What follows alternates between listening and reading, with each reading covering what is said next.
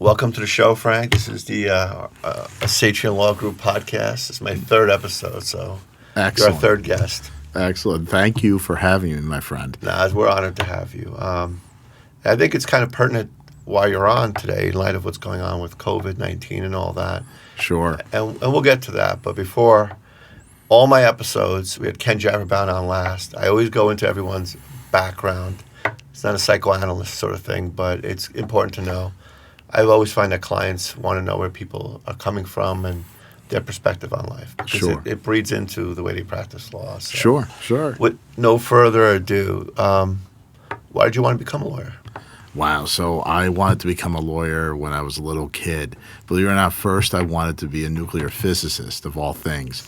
It was the whole 3 Mile Island thing. That happened when I was a little kid, and that totally intrigued me. So I started reading those scientific books. I even read Einstein's Theory of Relativity, looking to go towards that end. And then of the craziest things, I saw that movie from Al Pacino that caused me to say, I might want to be a lawyer. And Justice for All. Remember? You're out of order. No, you're out of order. Right? So of all the craziest things, that sparked an interest. And somehow, it continued, my focus just continued on that for the rest of my education. I never looked back from that. You come from a Cuban descent, is that correct? Yeah, I was born in Cuba, actually. Born the day my parents were supposed to leave in 1970. Right. I was born like a week early, so I almost screwed everything up. But as if I decided what day I should pop out, so to speak, right? But it did almost screw everything up. My parents were lucky to get out, and lucky to get out with me. Because essentially, although they were willing to let them out, I was a child of La Revolucion, and they weren't interested in letting me out. My parents got me out by my father going to Havana, the capital of Cuba, and going to a passport office, which was basically him and a clerk, because nobody was getting passports, because most people didn't leave Cuba. And the clerk very nicely turned around and let my father type my own passport in the typewriter and stick a photo of me, like as a little baby in the crib in the hospital crying, on the passport. Stuck that on, stamped it, slid it into his shirt pocket. He said to the clerk, "You can turn around now." She said, "Yo no vi nada." I didn't see anything. And he walked out of there, and he had a passport for me to get out of Cuba. And That's amazing. And we went to Spain. We lived in the Canary Islands, in Tenerife, where my dad's mother was from, for 3.5 years. In 1974, January 1974, we came here, and believe it or not, last May, during the pandemic, it was 50 years since we left Cuba. We left Cuba May 14, 1970. So, May 11, 1970. I was 14 days old. It was May 11. You moved to Patterson, is that? So, yeah, Patterson, New Jersey. Welcomed you into America? Welcome may be a strong word. But, so while we were in the Canary Islands, my dad's brother went straight from Cuba to the United States, and he ended up in Patterson. And so we sort of followed him and his wife and my cousin, who was a little older than me. We came here. My little brother was born in the Canary Islands, so there was 4 of us, and we stayed in Patterson. We lived at 499 15th Avenue until I was a sophomore in college. Okay, so that's where I grew up. Went to St. Teresa's Catholic School until grade 8, and then went to Paramus Catholic in Paramus, which is then boys' school on one side and girls' school on the other side, split down the middle. Graduated from there, and then went on to Rutgers College in New Brunswick. I majored in poli-sci, and then I got into NYU Law School.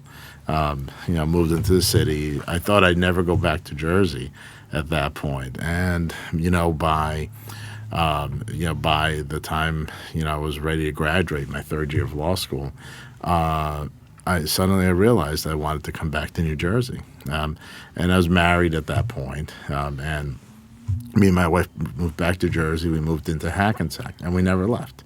We've been there to the present day. It's amazing. I think you're being a little humble. Getting into NYU law was not easy. You must have done really well on the standardized tests and. Yeah, well, I try. Look, I worked hard. I did well on the standardized tests. I was a good student at Rutgers. I was a good student all the way through. I graduated near the top of my class. I was a Henry Rutgers, the scholar, and did a Henry Rutgers thesis. And I take it back. I was not a Henry Rutgers scholar, but I did a Henry Rutgers thesis. And I was in the honors program. My thesis was on Immanuel Kant, on the philosophy of Immanuel Kant. And I think it's still in Alexander Library at Rutgers. Someday I'm going to go there. Probably I'll take my daughter and we'll go hunt around the stacks until we can find it, assuming they didn't throw it out. Is it true that Immanuel Kant is considered to be the greatest philosopher that's been wrong on everything, or not necessarily true? Well, actually, that's not necessarily a great philosopher, but really, when you think about it, quantum mechanics tracks, Kant's philosophy of knowledge and being. That there would be the phenomena, what you see, and then the object in itself, noumena, what the object would be like when you were not looking at it. And it turns out that's the way actual physics works. Who would have guessed? But things, behave differently when you're not looking at them. It's kind of like people, right? Sad. You're talking to a fellow philosophy major, so yes, sir. We went through Husserl, Kant. And on the undergraduate level at NYU, we always went through all these categorical imperatives. Yes, that's sir. not what you wrote about at all. That's not what you No. They really, I looked at Kant from a more scientific perspective. And that's in fact exactly what I did. I was always interested in the sciences and how we come to learn stuff and know things, and how we can misperceive things. You still have an enormous interest in science. You like who's that one person that you went to go talk to, or you went to see them talk? Is it Dyson? Or Neil deGrasse Tyson. Neil deGrasse. No, they're a great guy. You still have a love for science. Brilliant guy. You still have a love for science. Absolutely. And I apply it every day. What I do for a living, involves tons and tons of medicine, something that I didn't have in my background. I had to learn it from scratch. But I did that. I handle medical malpractice cases and nursing home malpractice cases, amongst other things. And you can't be successful in those cases unless you know the medicine for whatever the area it is or the subject matter of that case, as well as the doctors and nurses that you're up against. If you can't do that, you're going to lose the case. You're going to be outsmarted, or just out-experienced. Right. No, I agree with you. I mean, I hear when you talk sometimes about medical malpractice, I always kid you about it. It sounds like you're like literally a doctor. I know you're not a doctor, but you have to know a lot about medicine and the protocols and whether what a doctor did was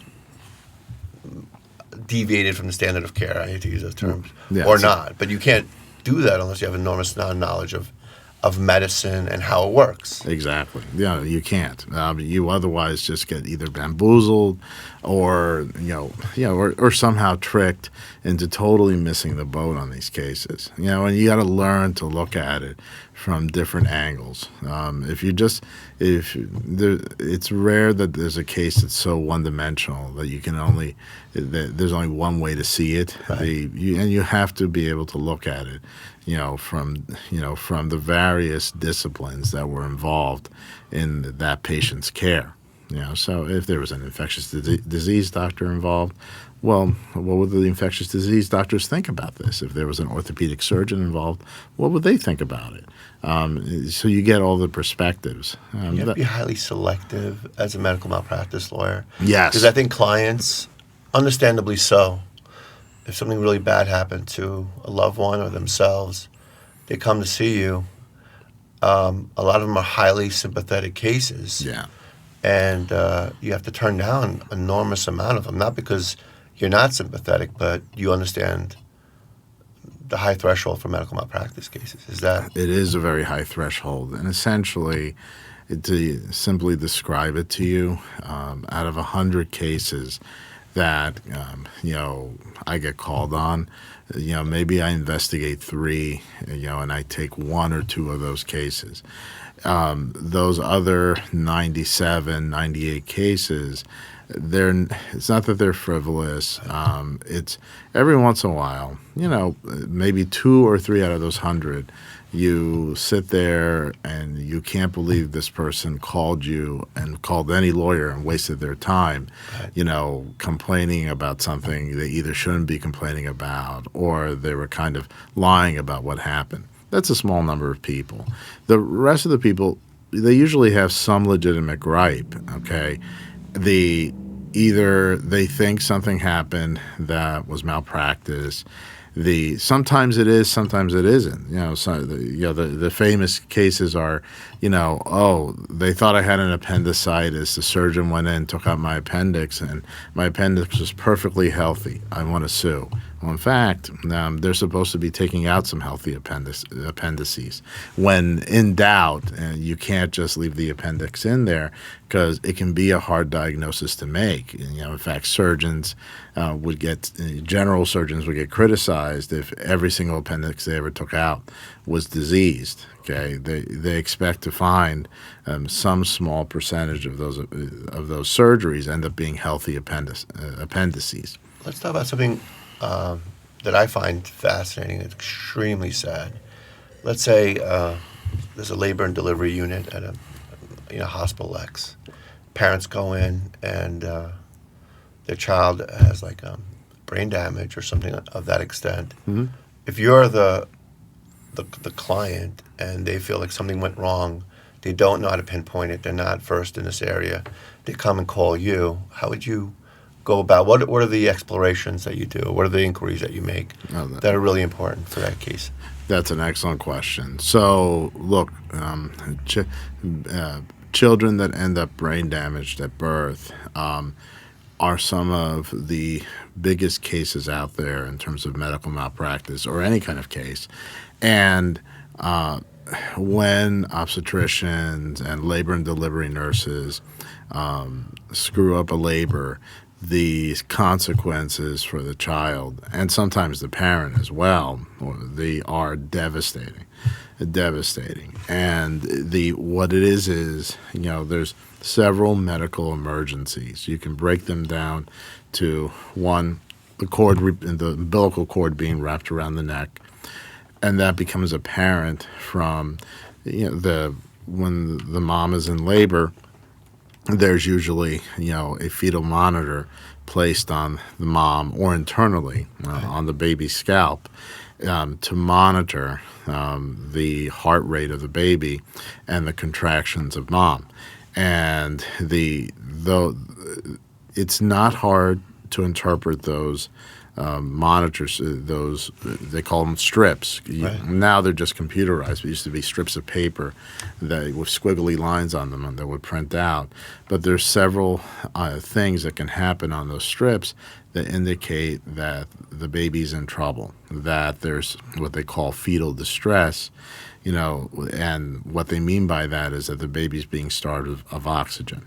Okay, so oftentimes it's the cord being wrapped around the neck, which can just happen naturally, but that's a medical emergency, okay? There's other things, prolapse of the umbilical cord, so that the umbilical cord goes out through the cervix. That's a medical emergency because the cervix will clamp down on the cord and just restrict oxygen and blood flow to the baby. There's placenta previa and the rupturing of the placenta, rupturing of the uterus. Those are medical emergencies where both mom and baby can die. There's preeclampsia and the management of gestational hypertension, high blood pressure in pregnancy. And even worse, when those two things combine, you can have gestational hypertension, and then laid on top of that, preeclampsia, where it's really the body's having a toxic reaction to the pregnancy. If that continues, you have to get the baby out, both for the mom's sake and the baby's sake. The mom could have a stroke from high blood pressure, like bleed into her brain, could go blind, could have something called flash pulmonary edema, and suffocate to death, and the baby can die in the process as well. Those are, there's that, and then more rare, not so rare in terms of occurrences, but because it's managed very well, but it's also managing preterm labor, and prematurity. The younger a baby is born, the less weeks along they are, the more likely they're to have some catastrophic injuries, particularly to their brain, sometimes to their vision. Okay, so it's if there's signs of preterm labor, or stuff like what they call an incompetent cervix, that be addressed. So, and sometimes addressing it can be rough. Like preterm labor may require mom being laid up in the hospital, in bed, not allowed to get out of bed, in Trendelenburg position, legs up and head down, just so that gravity doesn't take its course, so to speak. There's those kind of things, are basically lay out the big chunk of the things that end up resulting in a brain damaged baby. The end result of such an event leads to devastating, medical needs for the baby, huge financial needs for the parents. These children can often be completely disabled. Sometimes not. Famously, I had one client, and he himself is a little famous in his own right, so he doesn't mind me saying his name. In fact, he'd probably be upset if I did say his name. A gentleman named Justin Mattis. His parents never wanted to sue, but he sued when he turned 18. Then in New Jersey, the statute of limitations, for children, even for injuries at birth, was age 20. So he sued, and we pursued that case and got Justin some money. Justin wasn't completely disabled. He could walk around after many surgeries, orthopedic surgeries, to deal with contractures and addressing his kind of problems. He was able to walk around with great difficulty. He was and is very smart, but his speech was very affected. So you wouldn't be able to understand him unless you are around him enough that you learn to understand him. But those are still devastating injuries. We got him some decent money for what happened. So let's say the hypothetical parent. Mm-hmm. It's probably extremely devastating to get the news at the hospital, or eventually realize that something went wrong. I'm Sure. not skilled. I'm not the sophisticated person. How do I call someone like a Frank Rodriguez? How do I reach out to you? How do I find you? And how do you handle that call? Because on the one hand, on a human side, their lives are turned upside down with something like that. How do you handle something like that? So, well, first of all, they reach me. My number is 201-464-5155, or my email, frodriguez@lawjw.com. Or they can find me on the internet if they look for Francisco Rodriguez, attorney in New Jersey. You'll find me. Usually, they first end up talking to my secretary, who gets some basic information, and then I call them back, get a little more information, and actually, there have been very few in-person meetings during COVID times. Sometimes we do a Zoom, but otherwise, absent COVID times, we end up meeting in person. Sometimes the family comes to the office. Sometimes I go to them. There's often enough where they're not able to come to me, or it's very difficult to come to me, so I go to them. I've been all over the place seeing clients, and then I tried, after getting the information that I need to figure out whether I think it's a case, and and the next step is getting the medical records. I lay out for them why I think this is a case, but what I need to find in order to establish that is in fact the case. Okay, and I try to do it as clearly as possible, but I try to explain it to them. They may not be able to absorb everything. I even have clients, just recently, or should I say presently, I have clients who are lawyers, suing for the death of one of their family members, and I realized just this week that even though these are highly educated people, and I put a bunch of this stuff in writing for them, they didn't really absorb a bunch of what I explained to them about the case, and I had to re-explain it. So Right. so oftentimes there's many more than just one conversation. Sometimes people hear what I say and they totally absorb it and latch on, and it's like burnt into their brain. Other times it's like I got to go back, and say to them, this is, like remember what we talked about, because they've forgotten or they've misapprehended. Also, just understand, it's rare that the client comes to me actually really knowing what the malpractice was. Right. Most often, what ends up happening is that they come to me thinking the malpractice was X, and and I get back to them after talking to them or looking at their medical records and saying to them, what you're thinking is wrong. That wasn't the malpractice. The malpractice was really over here somewhere, Right. And something you didn't perceive. It's not just lay people, Right. potential clients. Lawyers Yes. call me all the time. Most of my cases come not from the general public, but come from other lawyers calling Yes. me, knowing that this is what I do. And they think, Frank, isn't this a case? Look, this happened, and I tell them, well, no, but you're looking at the wrong thing. You need to look over here. Let's say I get a client. I'm an attorney. I don't do medical malpractice. Sure. You're an excellent immigration lawyer. Yeah, thank you. I appreciate it. Clients call me and they say, I have this situation. Now, you're a certified civil trial attorney, Sure.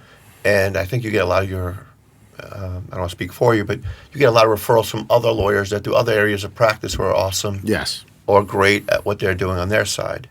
They call Frank Rodriguez and they say, listen, I think I have a case. They refer the case over to you, and you work at Javerbaum Wargraf. You're a senior partner there, right? Right. And being a certified civil trial attorney, as a lawyer sending you a case, let's say you get a $12 million verdict. Lawyers are businessmen too, right? Right. So let's say your fees are X, Y, and Z. Do I get a percentage of that fee? How does that work? You, the lawyer, yes. The Supreme Court of New Jersey trial certification process for lawyers. It's a pretty stringent process and I'm actually now on the committee that certifies civil trial attorneys for the Supreme Court. That's great. That's great. And there's an application process and an exam. If you know how to try cases, the exam should not be hard. Okay, the focus is on trial practice and court rules, and certain case law. And, if this is what you do for a living, you should be able to actually take that exam cold. Like when I took the exam, what did I do to review? The night before, I was in Trenton and I actually stayed over in a hotel down there. For an hour, I flipped through the rule book and just to, make sure I familiarized myself with some of the rules that I don't normally use, but might be on the exam. Right. That's all I did. And I passed. The just as crucial as the exam is the peer review process. The application requires you to submit recommendation letters from your adversaries and from judges that you've tried cases in front of. And they have minimum requirements for the number of cases and stuff. And actually, the number of people applying is going down, unfortunately, because the number of trials, unfortunately, seems to be going down.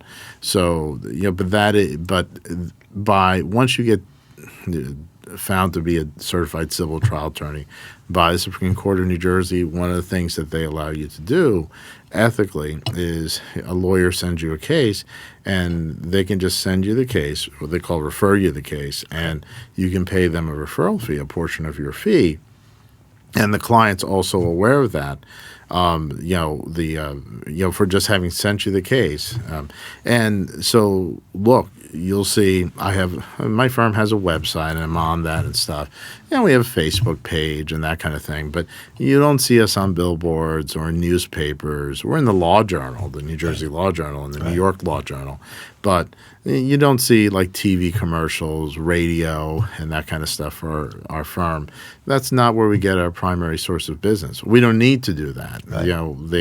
We get our business because other lawyers realize that in these areas, we know what we're doing. Yeah. Like I'm a medical malpractice defense lawyer, for example, at a prominent defense firm. And I know Frank Rodriguez. I've worked with him on other medical malpractice cases. We've probably had good fights in courtrooms and so forth. But we have mutual respect. It's a tiny little community, right? It is a tiny little community.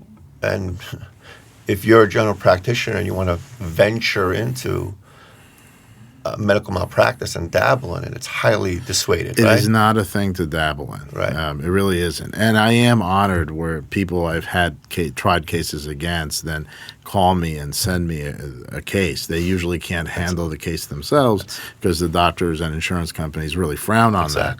And some of them do send the cases to me. I'm very honored when that happens. It's very much a compliment. And I think I've sent cases to you and you your firm. Indeed.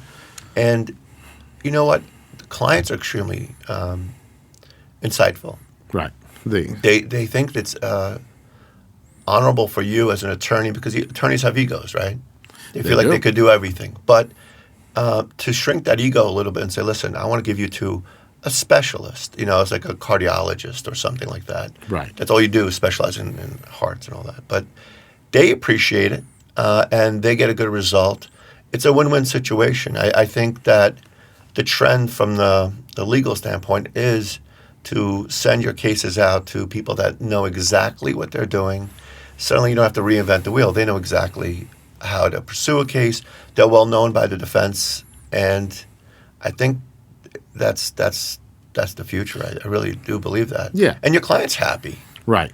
Their clients, and look, it is, yes, you can't, it's hard to dabble in this area of the law. Right.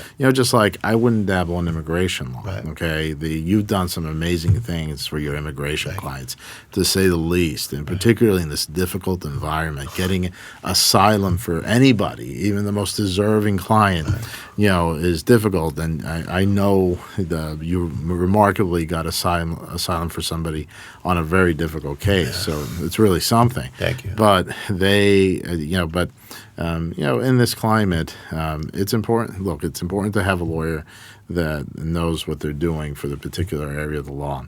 It's hard for you as a layperson, right, to find such an individual because there's a lot of advertising, and the people can claim this, they do everything when they really don't. They only do some things, and the other stuff they refer out to other people. Yeah. But you have to start somewhere. Absolutely. But if you interview a lawyer, for whatever kind of area of law we're talking about, you want to know what their experience is. Have they tried cases? And I love when they ask the clients ask what's your win-loss ratio, stuff like this. Oh, you've lost cases? Yes. It's a good sign. There are people who've never lost a case. Those are the people who've never tried a case, or they've tried one case. I could say, I never lost a case. When I tried my first case, I won. Then I was batting 1,000. I never lost a case, and I could say that if I could, if I never tried another case, hey, I've never lost a case. But that wouldn't be quite so honest, or means these can be very tough cases. Yes. I love it when the clients think oh, of course this is an easy case. And I'm like, no, it's not an easy case. It's a slam dunk. It's clearly. Last week I told the client, client who was a little delusional about their situation. They'd already been turned down by another lawyer who had the case reviewed by experts, multiple experts, and I thought that lawyer had missed something. Right.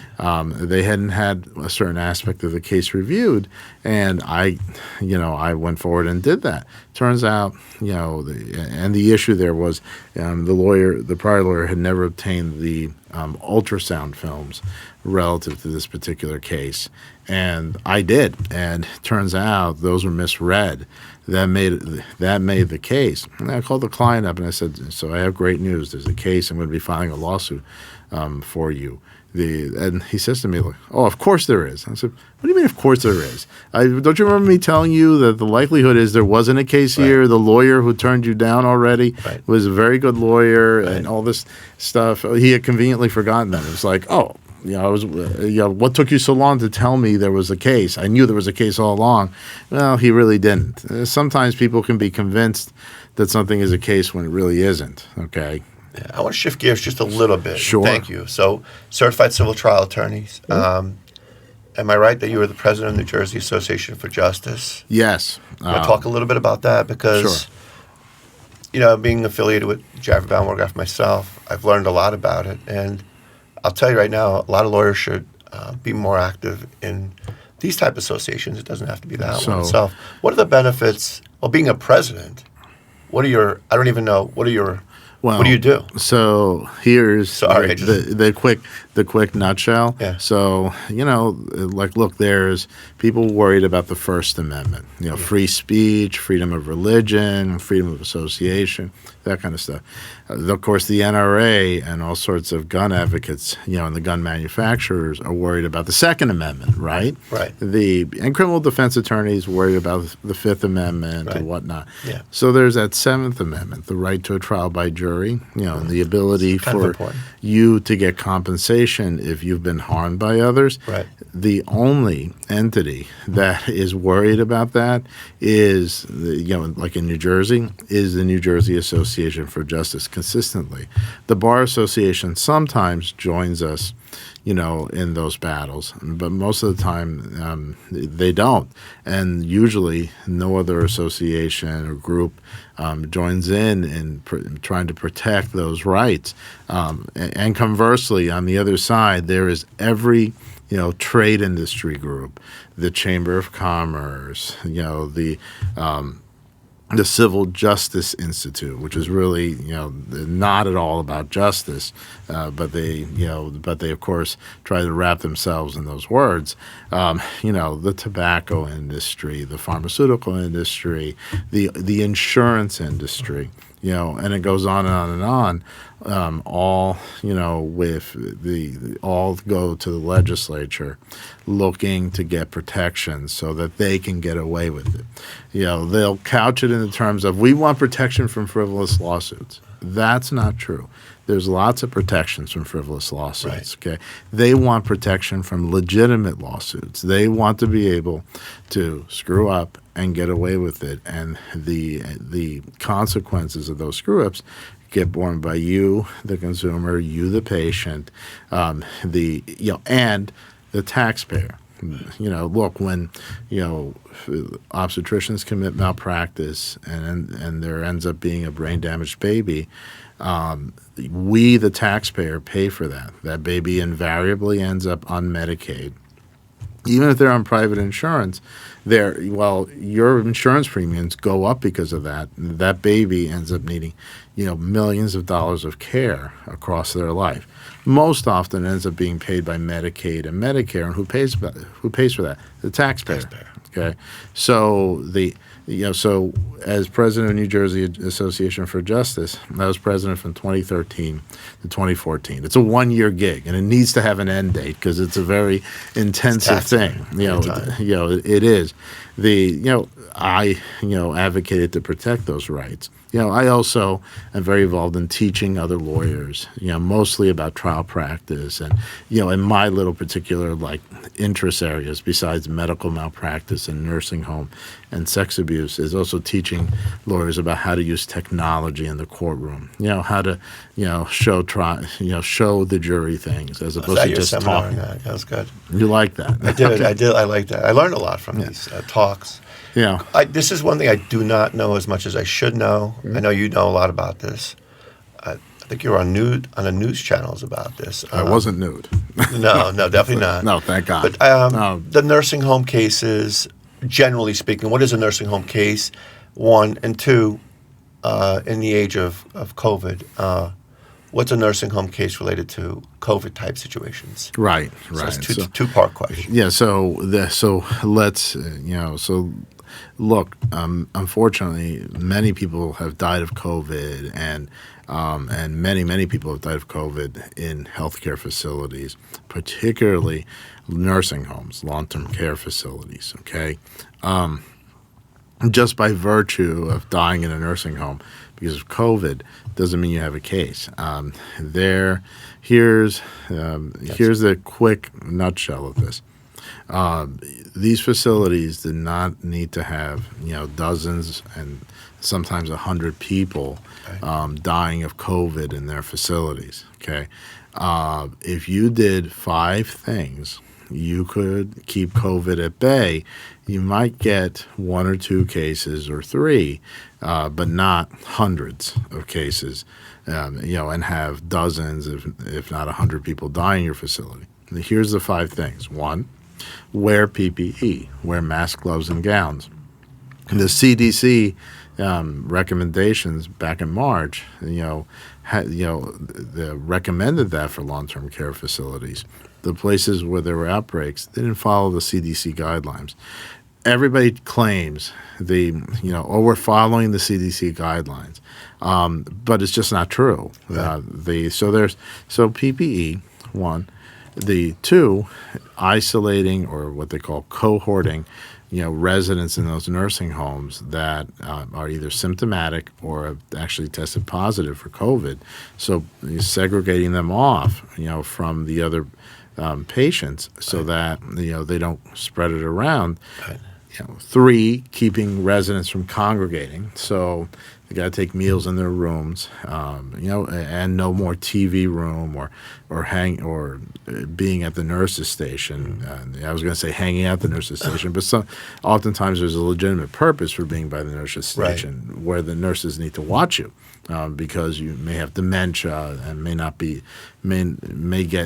end up doing things that are not safe for you. Okay, but stopping residents from congregating, right? Because you get together, particularly if you're not social distanced, you're more likely to catch it if somebody else has it. Right. Okay.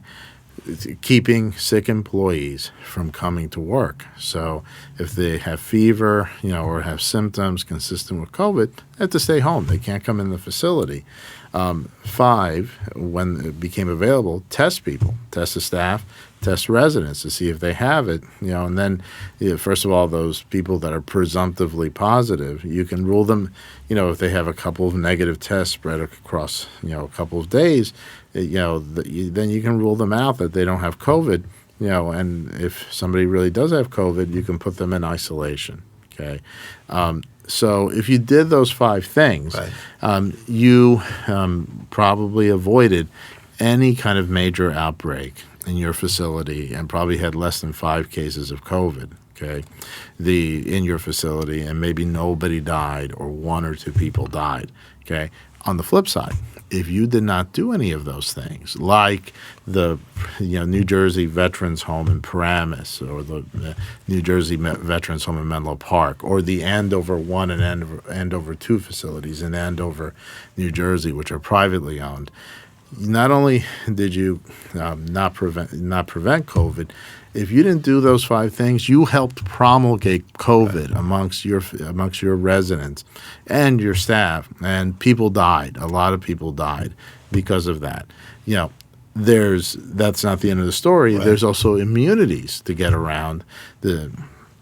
Governor Murphy, in what was an ill-conceived effort to try to ensure volunteers in the height of the pandemic, where it seemed like we were all going to get overrun, and certainly here in Bergen County, we were getting overrun. Right. They passed an immunity bill.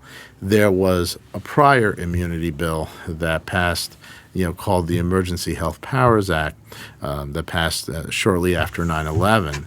Okay, there is a federal immunity bill called the Public Readiness and Emergency Protection Act that gives these facilities and healthcare providers all sorts of protections.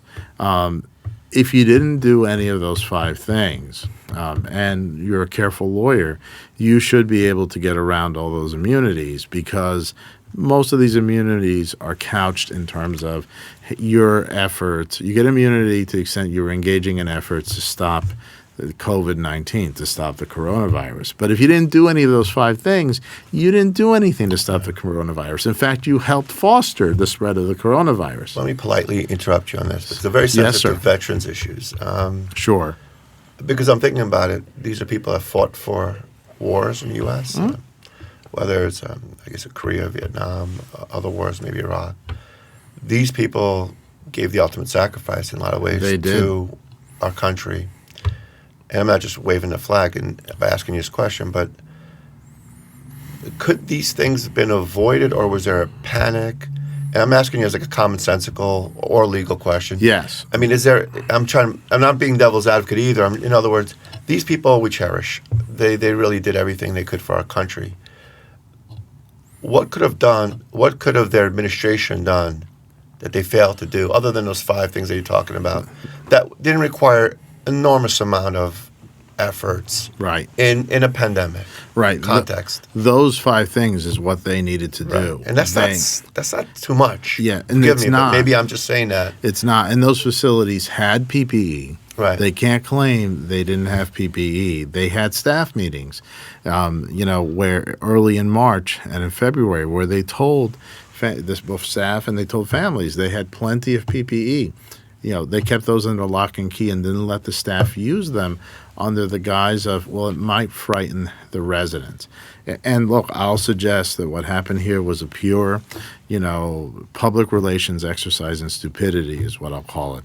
They were so worried that, they didn't want to be a facility with a lot of deaths, that rather than, take a professional, proactive approach to what was happening, which was legally required of them, they stuck their heads in the sand and said, no, we're not going to let the staff wear masks. We're not going to stop residents from completely, congregating. We're going to require some sick employees to come to work. And, and this whole thing of, well, don't wear masks and gloves and gowns because it might frighten the residents. I believe, what we'll find is that it was really about not frightening the residents, but if there's frightened residents, the ones that don't have dementia, going to call their family outside the facility and say, oh my God, there's COVID here.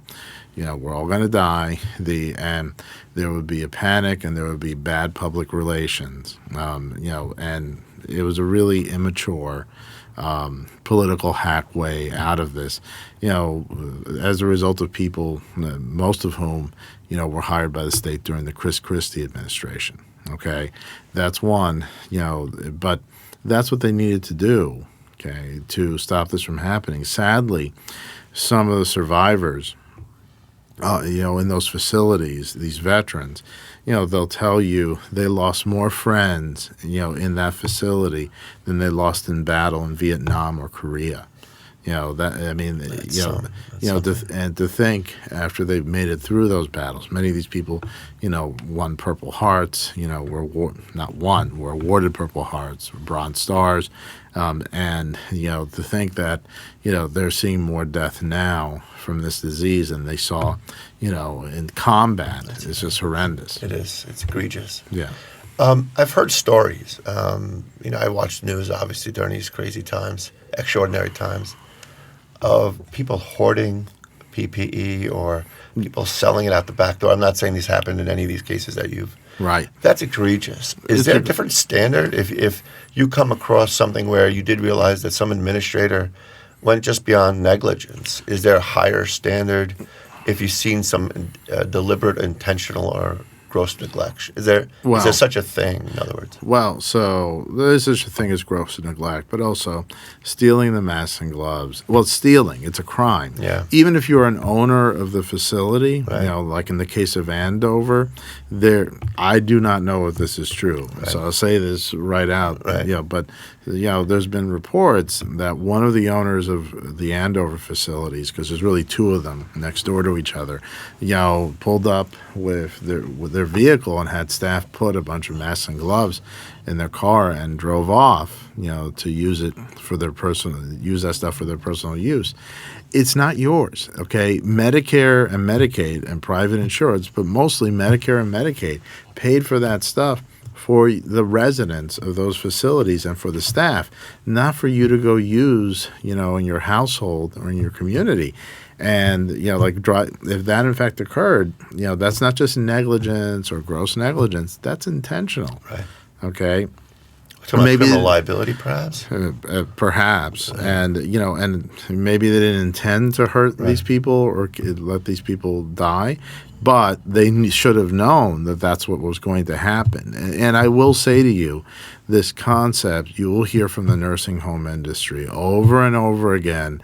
Oh, we couldn't have prepared for this. This was like the equivalent of a 500-year flood. Right. I hear that a lot. This is all just a fairy tale. Right. Okay, let me just tell you right now. Every day in these facilities, they have to deal with the flu, MRSA, C. diff, okay, staph infections, and going back 15, 20 years before the pneumovax vaccine, these facilities had to deal with community-acquired pneumonia, which was just like COVID, except you didn't hear about it for the most part because it didn't affect the people like you and me. It just affected poor people being warehoused in these facilities. So it never made it into the press. But, pneumonia before the pneumovax vaccine would ravage, long-term care facilities, and many people would die.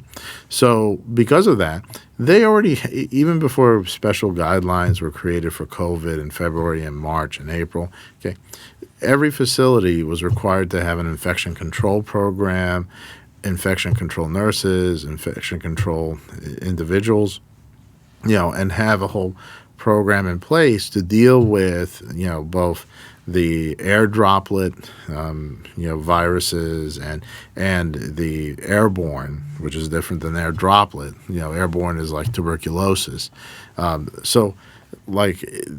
Yes, this was a very infectious and very deadly virus.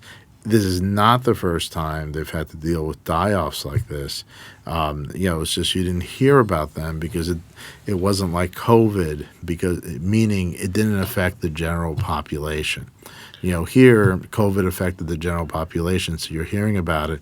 And thankfully, it put the conduct, that's reprehensible conduct of some of these places, front and center in the spotlight. It needed to be in the spotlight. So let's say, going back to someone that's hearing this podcast and hearing you have to say, what are some of the time limitations involving these types of cases, especially have a federal dimension to it? Well, don't worry so much about the federal dimension. It's something to be concerned about, but that PrEP Act, that as long as you know what you're doing as a lawyer, that should not be implicated here. But you have to be careful.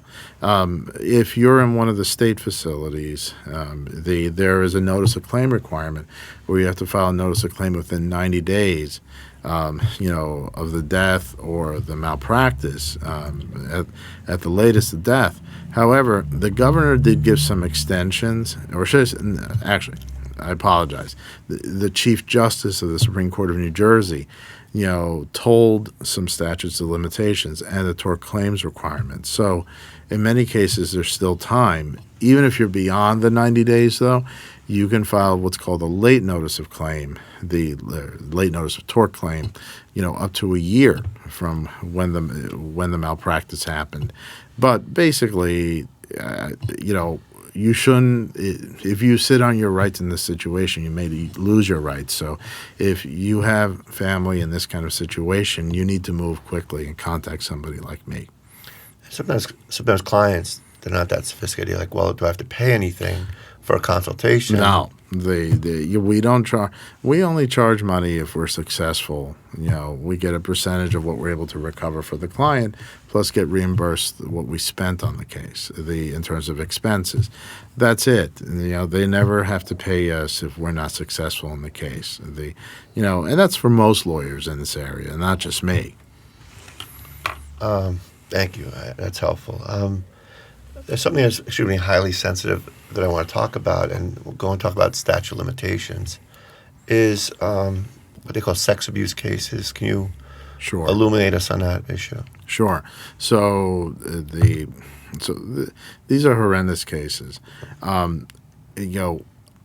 Last year, both in New York and New Jersey and Pennsylvania and other states, there was a movement that resulted in the statute of limitations being modified for sex abuse cases where people were given a window where if you were sexually abused, even decades ago, you could file suit, within this 1 year window.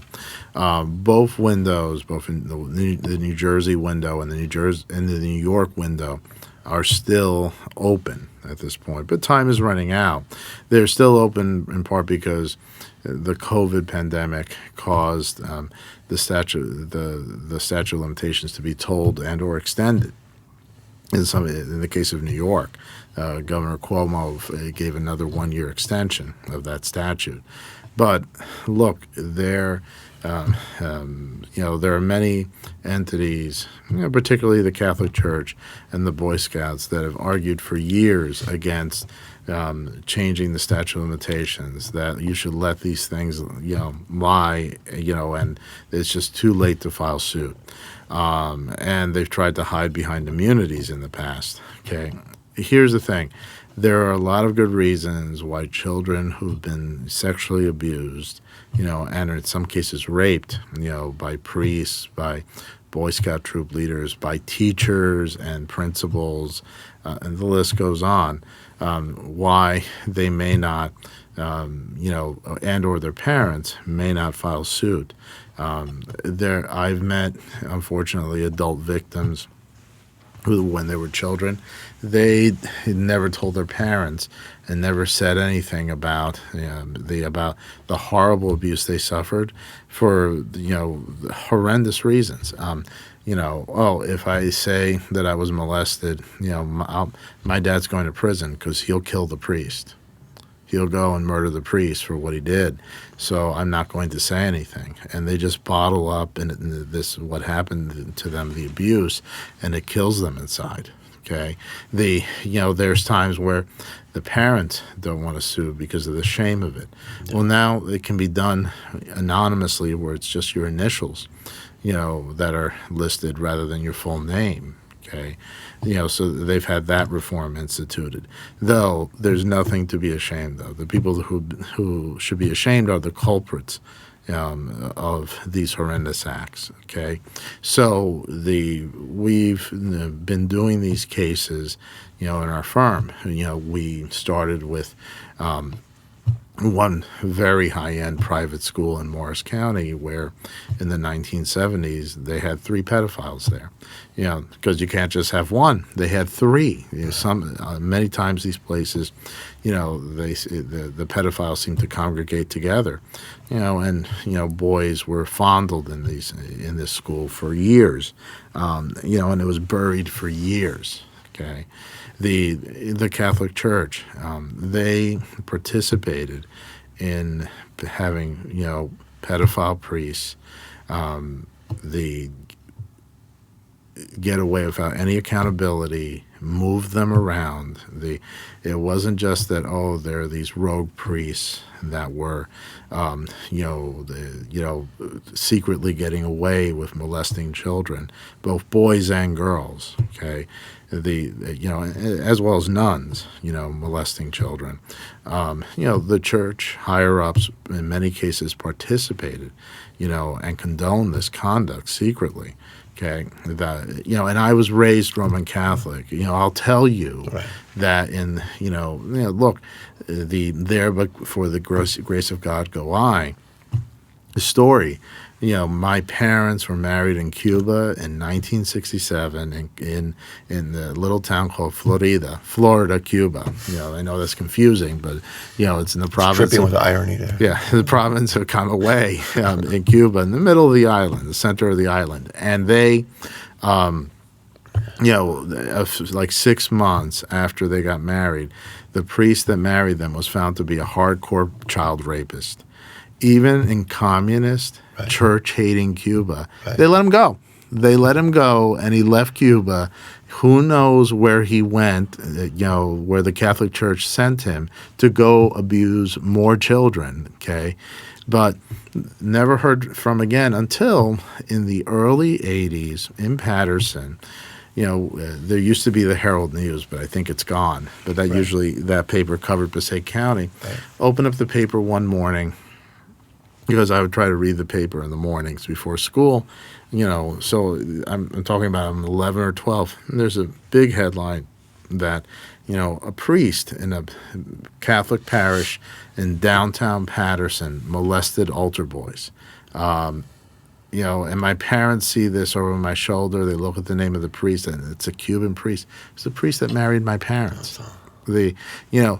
And he still got away with it. He still was not charged, and he disappeared somewhere else, probably to molest more children. Okay, so when I know that the Boy Scouts, the Catholic Church does many good acts, but we, and particularly I say this to Catholics, Yes. like as I was raised a Catholic, the system of indulgences where your good deeds get you to heaven and you get away with your bad deeds went away in the Middle Ages. And similarly with this, just because you do lots of good works, which the Catholic Church does not insulate you, from responsibility, both financial and criminal, for the horrible things you've done. Yeah, I was about to touch on that.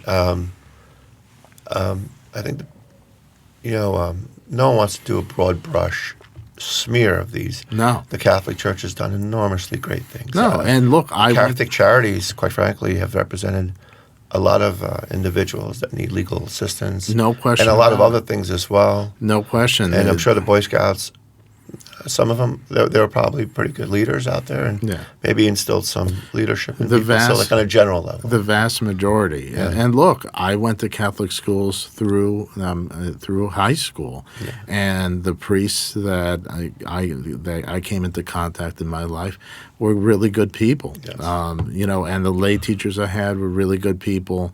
I went to a Christian Brothers school. I was Catholic at the time. It was a Christian Brothers school. The Christian Brothers I had, a couple had attitudes, but nobody laid a finger on me or any of my friends that I know of. Right. So so look, there's a lot to be said for a Catholic education. That's right. Unfortunately, like I said though, the way the system was set up, it was there before the grace of God go I. My parents, the parish we went to in Patterson, St. Teresa's, was not the one downtown, near the courthouse. Thank God it wasn't.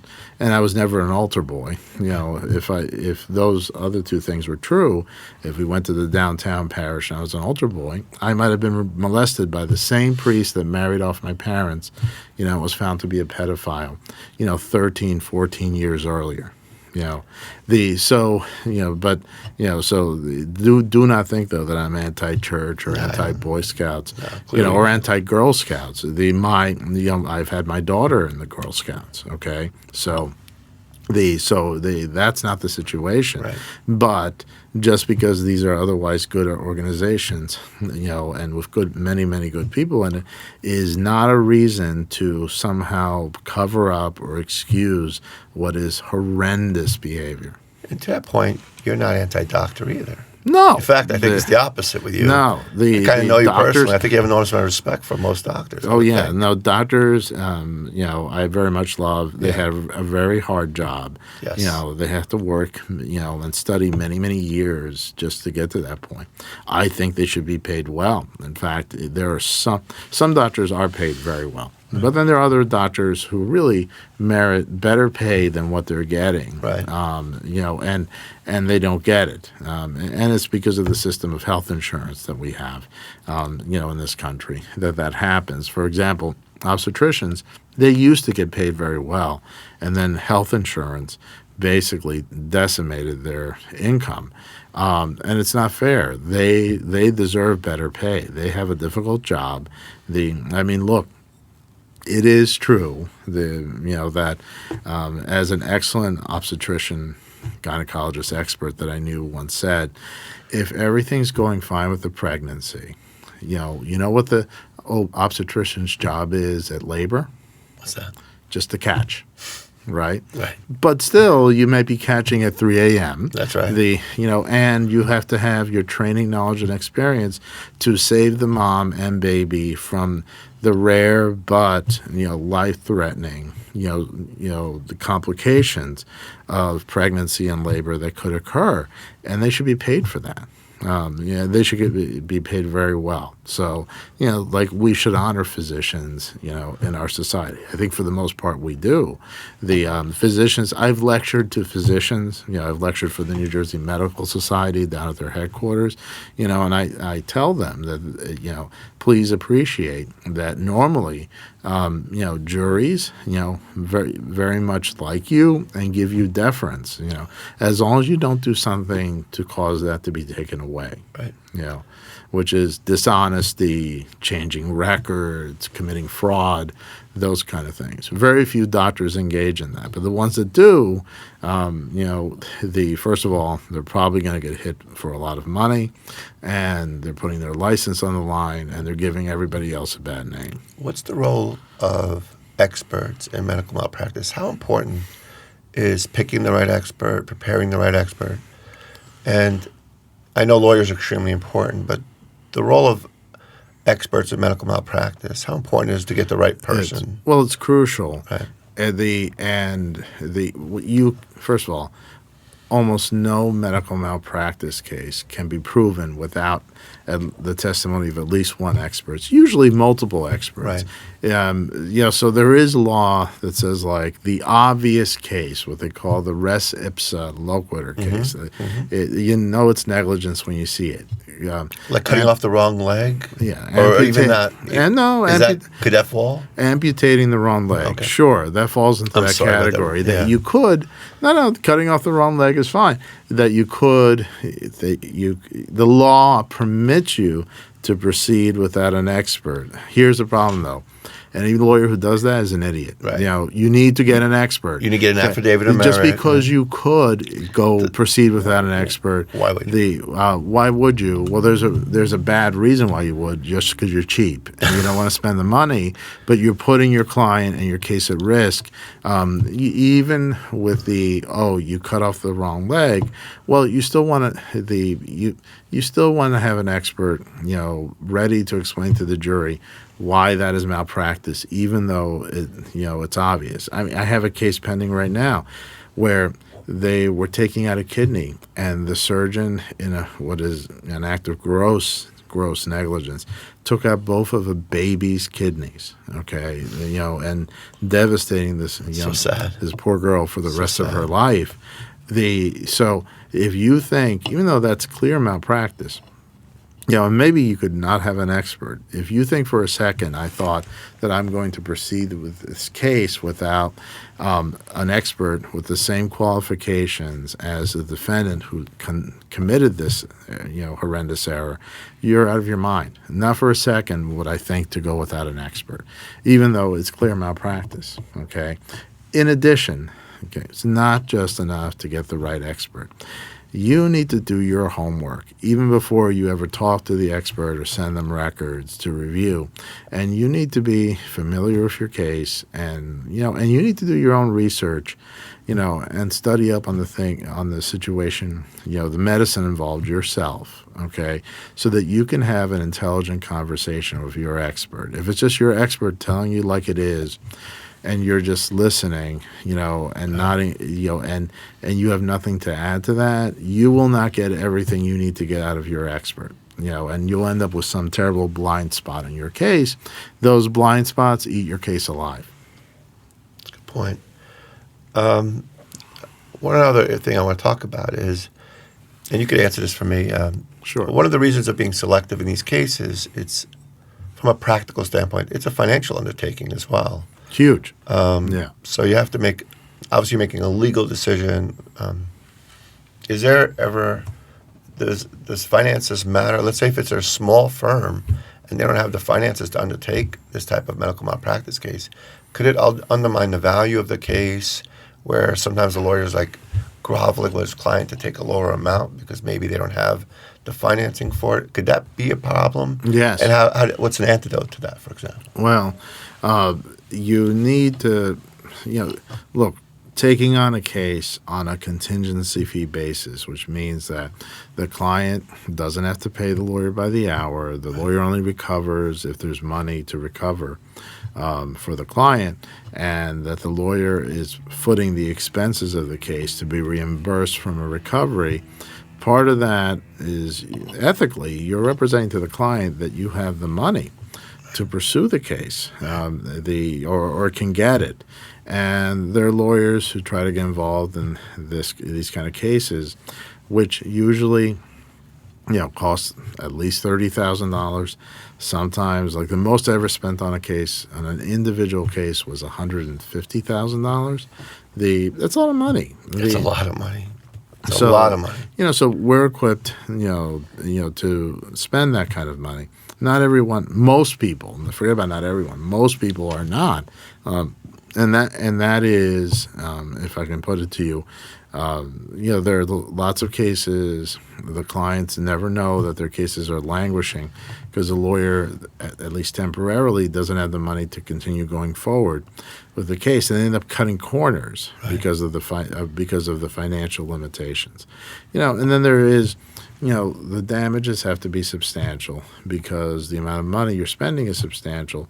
No client is ever happy if you won $70,000 for them, but you spent $50,000, so they don't even get $20,000 because you get reimbursed the $50,000 in expenses, right?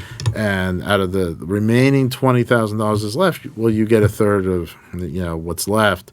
So what they're left with $12,000 or $13,000. If you think a client's ever happy with that situation, they're not. They're not. Sometimes it happens despite the best intentions, okay? But you can't take cases on, where that reasonably that's going to be the end result. You're doing the client no good. They're just going to hate you at the end, and all those expenses. The most expensive part of the case is the experts. They're entitled to get paid. They don't do it for free. One time I had an expert who actually, and he was a world-renowned, pediatric neurosurgeon. It wasn't totally for free. He had a fee, that went to a charity, but he didn't want any money himself for testifying. And that's very nice of him. But everybody else, including the defense experts, they get paid, to defend the doctors.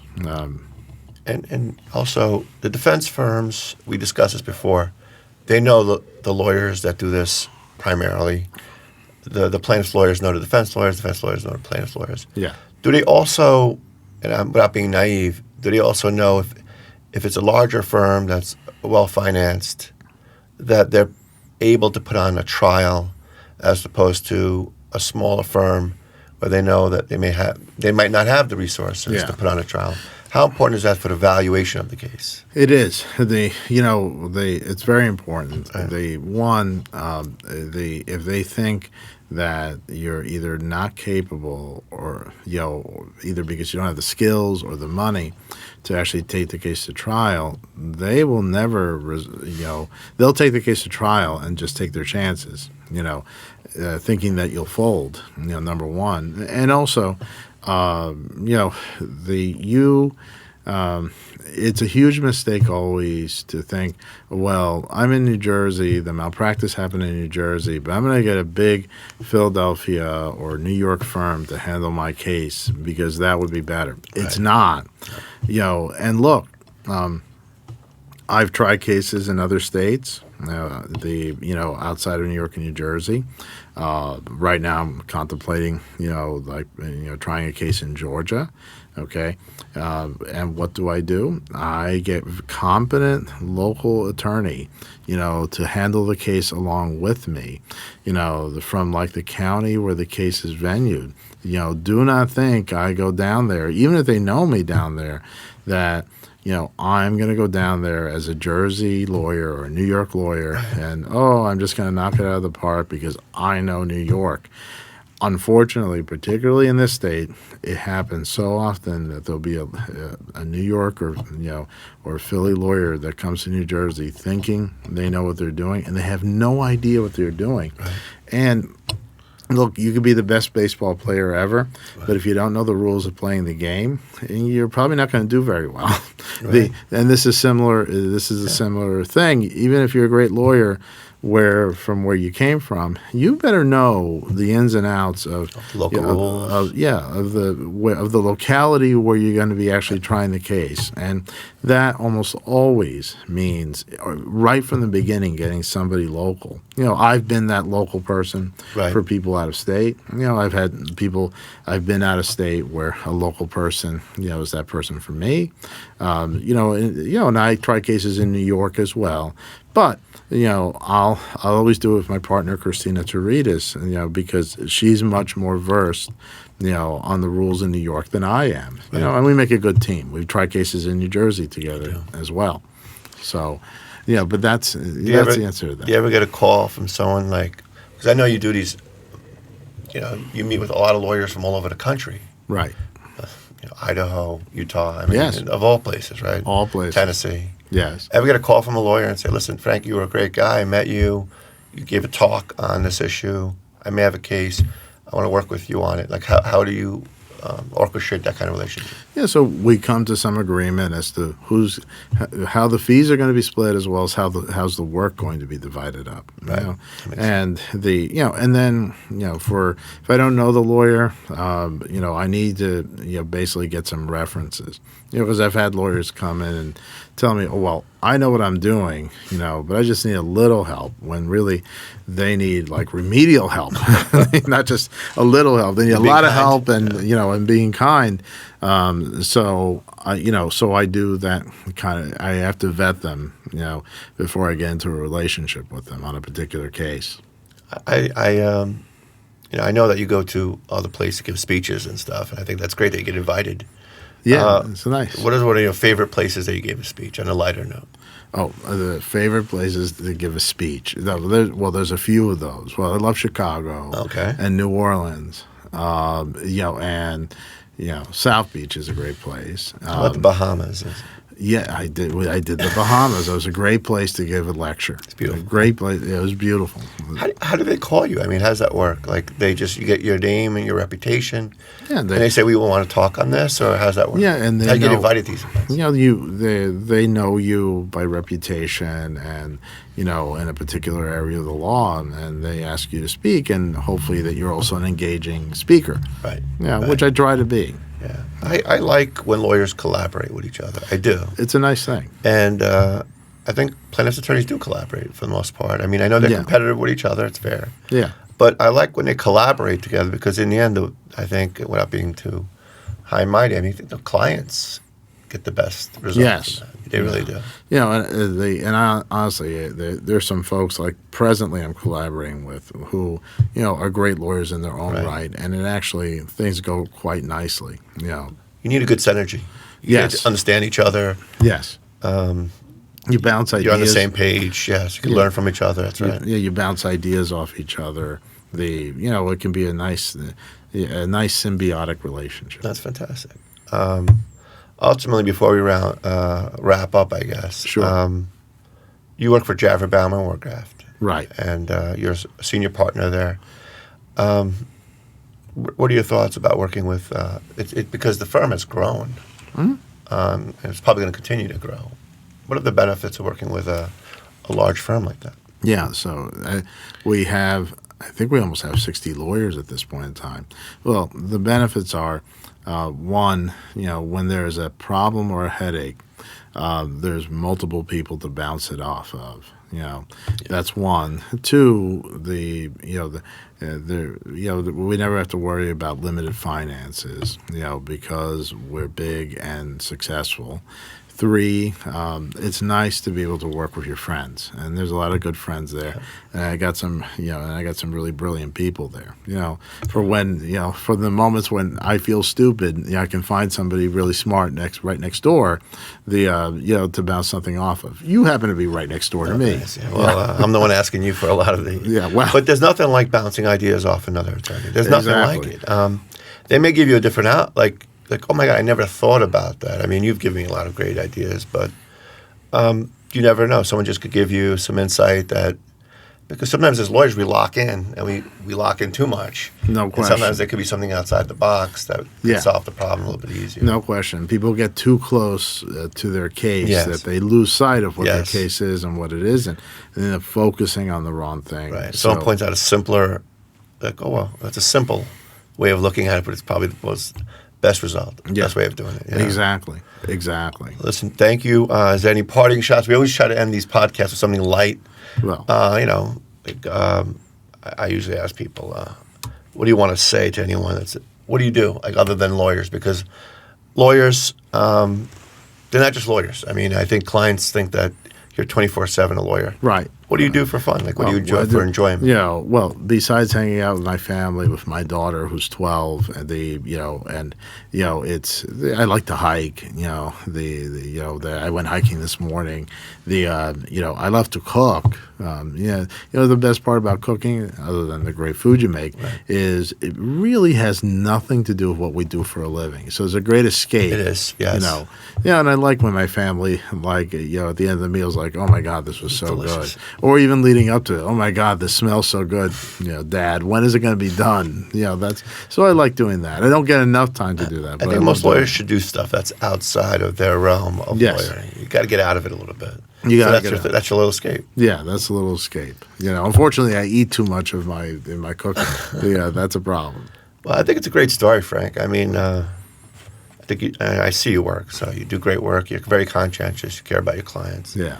And I think your work ethic. How do you get that work ethic? That's my last question. Well, you have some work ethic. I work grew ethic up. Matters. I grew up in that. Like my dad worked 2 jobs the whole time. That I was a kid and into adulthood.